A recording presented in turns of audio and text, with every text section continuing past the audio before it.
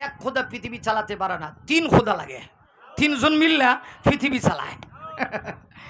আর আরেক দল হইল দ্বিত্ববাদী বিশ্বাসী, এরা কয় দুই খোদায় পৃথিবী চালায়। তাহলে কয় শ্রেণীর লোক? তিন শ্রেণীর। আর রসুল দাওয়াত দেন কয় আল্লাহ না, এ এক আল্লাহর কথাটা শাহাদত আঙ্গুলিটা উঠায়া আকাশের দিকে আল্লাহকে দেখায় বলতে হবে আমাদের আল্লাহ কয়জন, আরো জোরে আমাদের রব কয়জন। বিশ্বনবী যে এক আল্লাহ দাওয়াত দেয়, এখন চিন্তা করেন যে মানুষগুলি বহু খোদা, তিন খোদা, দুই খোদা, আর নবী যে এক আল্লাহ দাওয়াত দেয়, অবস্থাটা কেমন হইতারে?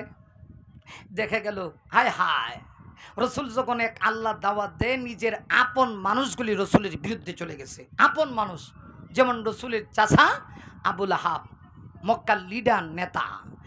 আবুল আহাবের বউ নবীজির শাশি, নাম হলো উম্মে জামিল, হে হইল নেত্রী। হ্যাঁ নেত্রী আর কি, কথা বলেন না? আহারে কি নেত্রী আমরা দেখছি, নেত্রী কি ফাওয়ার। বলে আবুল আহাবের স্ত্রী এর উত্তরসূরি, কথা কোন ঠিক কিনা? বাহানা আমার এবার লক্ষ্য করে দেখুন, আল্লাহ নবী বিশ্ব নবীজি রাহমাতুল্লিল আলামিন মাঝে মধ্যে খানে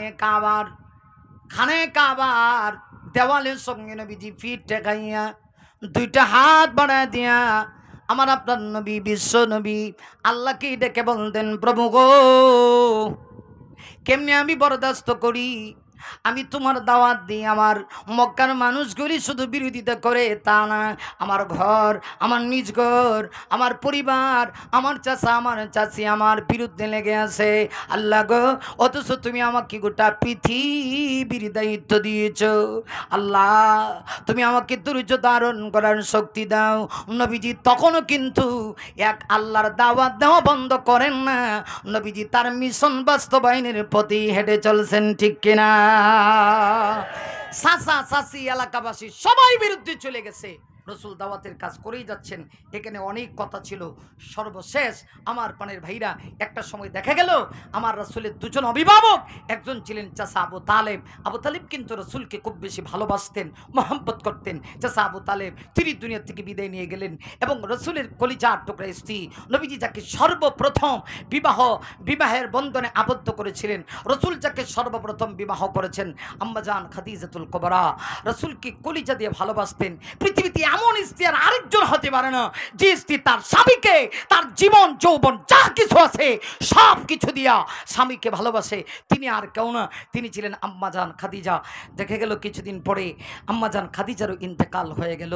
আস্তে আস্তে করে আমার রসুলের ছেলে মেয়ে মিলে মোট 7 জন ছিলেন, আমার ভাইরা 4 জন ছিলেন মেয়ে, 4 জন ছিল মেয়ে সন্তান, 3 জন ছিল ছেলে সন্তান।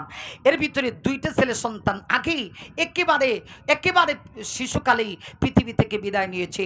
সর্বশেষ রসুলের একজন স্ত্রী ছিলেন মারিয়া কিপ্তিয়া রাদিয়াল্লাহু আনহা, তার গর্ভ থেকে একটা সন্তান জন্ম নিয়েছে, নাম ছিল ইব্রাহিম। ইব্রাহিমের চেহারাটা ছিল হুবহু আল্লাহর হাবিবের চেহারার সাদৃশ। ইব্রাহিমকে দেখলে মনে হইতো আমার নবীকে সাহাবীরা দেখছেন, এত সুন্দর চেহারা। আরে যেই চেহারার কাছে আল্লাহর সৃষ্টি জগতের সব কিছু ফেল হয়ে যায়। আমার পানের ভাইরা, এত সুন্দর করে তুই পৃথিবীতে আল্লাহর কাউকে বানান নাই যত সুন্দর করে আমার আপনার নবীকে বানিয়েছেন। নবীজির হুবহু চেহারা সাদৃশ্য ছিল ইব্রাহিম। কিছুদিন পরে দেখা গেল ইব্রাহিম দুনিয়া থেকে বিদায় নিয়ে গেল। আমার ভাইরা, ইব্রাহিম যখন দুনিয়া থেকে বিদায় নিয়ে গেল, বিদায় নেওয়ার কারণে রসুল কষ্ট পান নাই, কারণ সন্তান আল্লাহ দিয়েছেন, আল্লাহ নিয়ে গেছেন। কিন্তু কাফেররা এত খারাপ ছিল, তাফসির মারিফুল কোরআন সহ বিভিন্ন তাফসিরের গ্রন্থে লেখে আমার ভাইরা, একটা কাফেরের নাম ছিল আস ইবনে ওয়াইল। সে আস ইবনে ওয়াইল বলতে শুরু করলো, বুঝছি মোহাম্মদ তাহলে এবার শেষ, কারণ মোহাম্মদ তো নির্বংশ, মোহাম্মদের ছেলে সন্তান পৃথিবীতে বাসে নাই। শেষ পর্যন্ত একটা ছেলে ছিল, সেও মারা গেছে।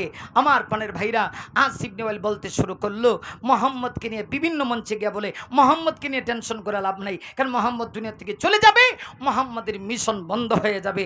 আমার পানের ভাইরা, নবীজি তখন সেজদায় পরে কান্না শুরু করলেন, আল্লাহ গো, আমার বিরুদ্ধে বললে আমি কষ্ট পাই না, আমার পরিবারের বিরুদ্ধে বললে কষ্ট পাই না, কিন্তু ওরা বলে আমি দুনিয়া থেকে চলে যাব, আমার ছেলে সন্তান নাই, ইসলাম নাকি পৃথিবীতে থাকবে না, তোমার কোরআন নাকি পৃথিবীতে থাকবে না।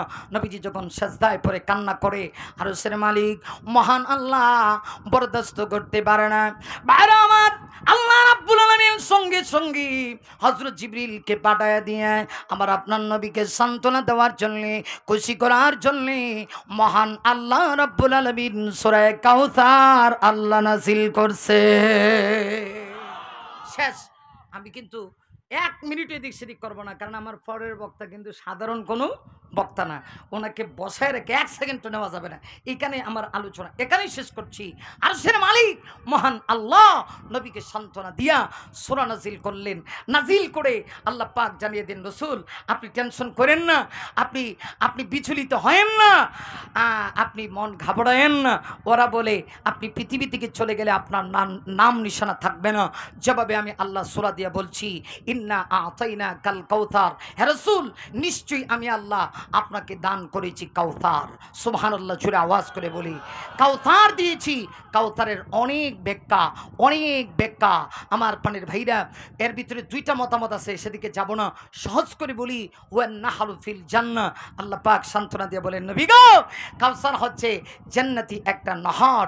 আল্লাহু আকবার, জোরে আওয়াজ করে বলেন যেই জান্নাতি নহর, এই নহরের পানি আমার ভাইরা, এই হাউসের পানি আল্লাহর হাবিবকে আল্লাহ সান্ত্বনা দিয়ে বলেন, নবী গো কিয়ামতের দিন আপনি আপনার উম্মতদেরকে নিয়ে এমন সময় পান করবেন যখন অর্ধেক হাত উপরে সূর্য থাকবে, পৃথিবীর মানুষ উপরের দিকে তাকাতে পারবে না, মানুষের পানির জন্য তৃষ্ণার কারণে কলিজা পর্যন্ত শুকিয়ে যাবে, ঠিক সেই সময় আপনি আপনার উম্মতদেরকে নিয়ে পান করবেন। আরেকটা হচ্ছে নবী গো কাউসার দিলাম, এর অর্থ হলো কাসীর, অধিক পরিমাণে উম্মত দিলাম। নবী গো আপনার ছেলে সন্তান কেন নিয়ে আসলাম, এর হিকমত আছে, বলার টাইম নেই।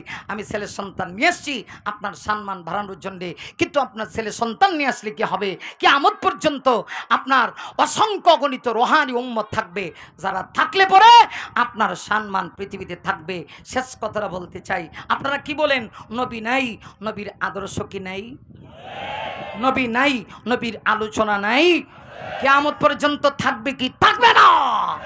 আল্লাহ রাব্বুল আলামিন নবীকে সান্ত্বনা দিয়ে তাই বলেন, ইন্না আতাইনা কাল কাউসার, এ হাবিব নিশ্চয়ই আমি আপনাকে কাউসার দিয়েছি। আমি আর সামনে যেতে চাই না, এবার জানতে চাই রাসূলের সঙ্গে সে হাউদে কাউসারের পানি আমরা সবাইকে পান করতে চাই। কারা কারা হাত উঠান তো, লিল্লাহে তাকবীর, আরো জোরে আওয়াজ করে লিল্লাহে তাকবীর। এবার আমার টাইম আর 5-7 মিনিট যা আছে, এটা হচ্ছে এখানে একটা মাদ্রাসা আছে। প্রিয় ভাইরা মাশাআল্লাহ, এখন তো সুন্দর পরিবেশ হয়েছে, হবেই তো। আজকে যিনি আসছেন সাধারণ কোনো ব্যক্তি না, আমি আগেই বলেছি, আপনারা পেয়েছেন